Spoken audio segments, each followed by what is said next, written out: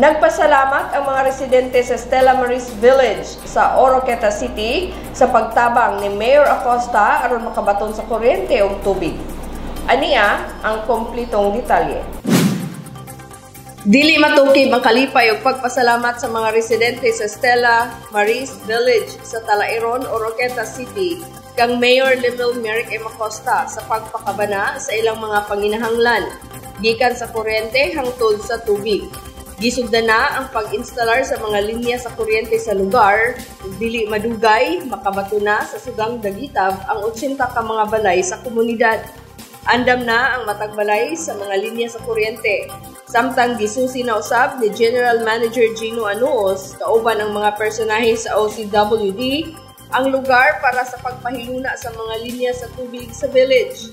Patod pa ni GM Anuos, gipangayo ni Mayor Acosta nga kung mahimo hatagan og libreng installation sa tubig ang 80 ka mga residente sa Stella Maris Village base sa hangyo usab sa Franciscan Mary Missionary kon FMM Sisters. Apan gipahayag ni GM Anuos nga dili mahatag sa OCWD ang libreng instalasyon. Apan mahatagan sila og installment basis ang installation fee aron dili sila mabugatan sa pagpasaka sa tubig sa ilang mga panimalay. Ato ning gi-refer po sa board ang inani ni murag pabalo lang ako sa mga beneficiaries diha na ngadtos mayroon kung pabalo nga murag di give me makahatag anang libre nga installation, no?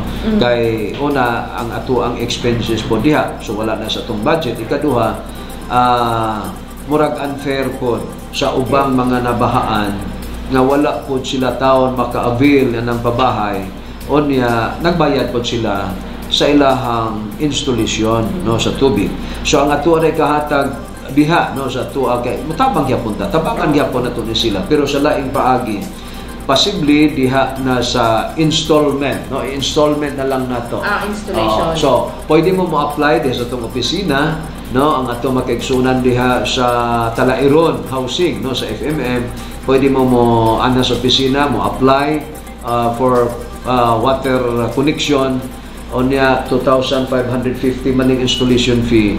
Pwede na to nga itagi-tagi installment na to, no, aron dili bugat. Ang Stella Maris Village gitukod sa mga FMM Sisters para sa libreng pabahay sa mga Oroquetanon nga nawad-an og balay tungod sa shear line o sa dakong pagbaha sa syudad niadtong Disyembre 2022. Usa kini sa mga ligasiya nga gibilin sa mga FMM Sisters sa wala pa sila mobiya sa syudad. Ang FMM Sisters nagdumala sa kanhing Stella Maris College nga usa ka sikat nga tunghaan sa Oroqueta City.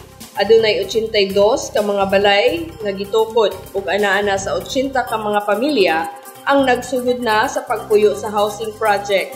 Sa bulan sa Hunyo ning tuiga, ang unang batch sa mga pamilya nga mipuyo, human nila makumpleto ang 600 ka oras nga pahina nga gi-required kanila. Sumala pa ang mga beneficiaryo mao ang mga Oroquetanon nga hingpit nga nawad-an og balay tungod sa baha niadtong Disyembre 2022. Din miagi kini sa strikto nga pag-survey aron masiguro nga angay nga hatagan og libreng pabahay. Walay gipili sa rehiyon bisan pa nga mga madre ang nagpatukod niini.